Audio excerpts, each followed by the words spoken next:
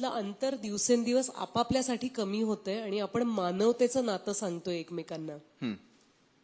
मी एका सिनेमात काम केलं होतं, त्या सिनेमाचं नाव मिशन काश्मीर.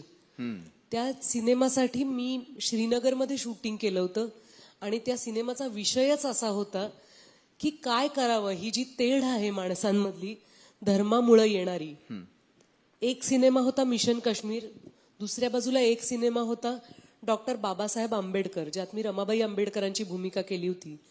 आणि त्या सिनेमानं मला घडवलं असं मला वाटतं. डॉक्टर जब्बार पटेलांनी मला घडवलंय.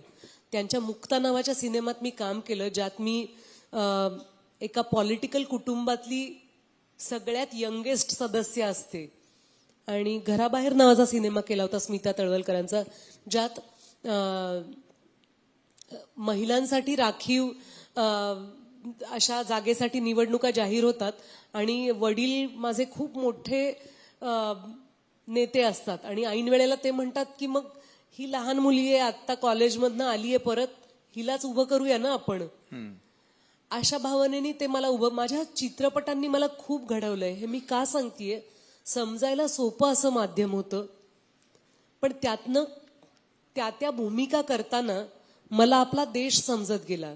डॉक्टर जब्बार पटेलांनी त्यांच्या चित्रपटांमधनं ज्या प्रकारे आपल्या देशातले जाती व्यवस्थेचे पदर उघडून दाखवलेत, ते कुठे ना कुठे माझ्या मनावर संस्कार करणारे होते. डॉक्टर आंबेडकर या चित्रपटातली रमाबाई केल्यानंतर मला असं वाटलं, मला नकोय कुठलीही जात. आपण बाय डिफॉल्ट कुठल्या ना कुठल्या धर्मात जन्माला येणारच, पण त्या पलीकडे जाण्यासाठी आपल्याला जन्मानच मिळालेला मेंदू असतो, त्याचा वापर मी करणार की नाही. काही जमाती आणि जाती हिंसेला प्रवृत्त करतायत, एकमेकांना चिथवण्यासाठी त्या मेंदूचा उपयोग करतायत. मी याचा उपयोग कशासाठी करणार आहे? जोपर्यंत प्रेम, सौजन्यशीलता आणि सद्भाव हे आपल्या देशाचे महत्वाचे गुण आपण एकमेकांना आदान प्रदान म्हणून देऊ करत नाही, तोपर्यंत मला असं वाटतं की पहलगाममध्ये 3 दिवसापूर्वी झालेल्या घटनेबद्दल एक शब्द उच्चारण्याचा मला अधिकार नाहीये.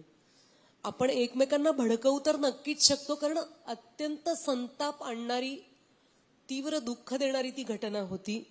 आजही म्हणजे आज काय आपण आमरण डोळ्यासमोरून ते चेहरे पुसू शकणार नाही, तो आक्रोश पुसू शकणार नाही आपल्या मनातनं. आणि तो त्या नातलगांचा झालेला वियोग आणि आक्रोश नाहीये, आपल्याला प्रत्येकाला ते वाटलं.